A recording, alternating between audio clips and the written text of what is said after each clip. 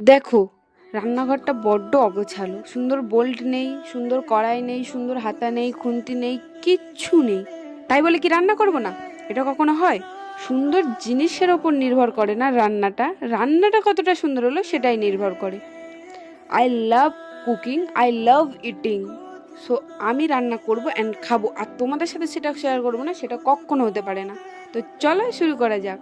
তো সেদিন গেছিলাম দিদার বাড়িতে, আর দিদা বললো রাতে একটু পোলাও বানাবে। আমি বলি হ্যাঁ অবশ্যই বানাবো, কেন না। আর এই পোলাও নিয়ে কিন্তু আমি এই প্রথমবার বানাচ্ছি না, এর নিয়ে আমার 3 থেকে 4 বার বানানো হয়ে গেল। তো প্রথমে কি 1.5 কাপ চাল নিয়ে চালটা ভালো করে ধুয়ে নিয়েছি, তারপরে তার মধ্যে নুন হলুদ আর একটু ঘি দিয়ে মাখিয়ে রেখেছি। এখানে কিন্তু আমি চাল আগে থেকে ভিজিয়ে রাখিনি। আর চাল আগে থেকে ভিজিয়ে না রেখে কীভাবে পোলাওটা এত সুন্দর ঝরঝরে এবং টেস্টি করা যায় সেটাই তোমাদের সাথে শেয়ার করব। তো ওই তো চাল মাখিয়ে তারপরে একটু কড়াইয়ের মধ্যে ঘি দিয়ে তার মধ্যে গোটা গরম মশলা, 2টো তেজপাতা দিয়ে তারপর 2 মিনিটের মতো চালটা দিয়ে নেড়ে নিয়ে ওর মধ্যে আমি 1.5 কাপ জল দেব। আমি কিন্তু 1.5 কাপ চাল নিয়েছি, তাই 1.5 কাপ জল দিচ্ছি। তোমরা যতটা চাল নেবে ততটাই জল দিও। আর সব সময় কিন্তু চালটা দেওয়ার সময় মেপে নিও, তাহলে পোলাওটা একদম পারফেক্ট হবে।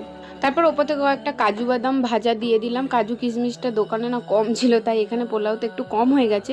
আর দিয়েছিলাম পরিমাণ মতো চিনি, আর গ্যাসের ফ্লেম অফ করে দিয়েছিলাম একটু ওপর থেকে ঘি ছড়িয়ে। একদম তৈরি হয়ে গেছে আমার পোলাও। চলো এবারে আলুর দমটা করে নিই। তো কড়াইয়ের মধ্যে সর্ষের তেল প্রথমে দিয়ে তেল গরম হতে তার মধ্যে পেঁয়াজ বাটা দিয়েছি। পেঁয়াজটা কষিয়ে নিয়ে তারপরে কাঁচা লঙ্কা, আদা রসুন বাটাটা দিয়ে দিলাম, দিয়ে এটাও ভালো করে কষিয়ে নেব। পেঁয়াজ আদা রসুনটা কষানো হয়ে গেলে ওপর থেকে আমি এখন দিয়ে দিচ্ছি টমেটো, আর কয়েকটা মেয়ের সঙ্গে কাজু বাদাম দিয়েছিলাম, একসঙ্গে পেস্ট করে নিয়েছিলাম। তো সেটা দিয়ে আমি আবারও কষিয়ে নেবো। তো এখানে এটা ততক্ষণে কষানো হোক, আর আমি এদিকে একটা মশলার ব্যাটার বানিয়ে নিই। তো রেগুলার মশলা যেগুলো আমরা ঘরে ইউজ করি সেগুলোই দিচ্ছি, নুন হলুদ আর লঙ্কা গুঁড়ো, ধনে গুঁড়ো, জিরে গুঁড়ো, এগুলো সব কিছু একটু জল দিয়ে ব্যাটারটা আমি বানিয়ে নিচ্ছি। আর খুব তাড়াতাড়ি হয়ে যায়, যেমন আলুর দমটা তাড়াতাড়ি হয়ে যায় সেরকম এই পোলাওটা বানাতে কোনো খাটনি নেই, খুব তাড়াতাড়ি হয়ে যায় এবং খুব টেস্টি হয়।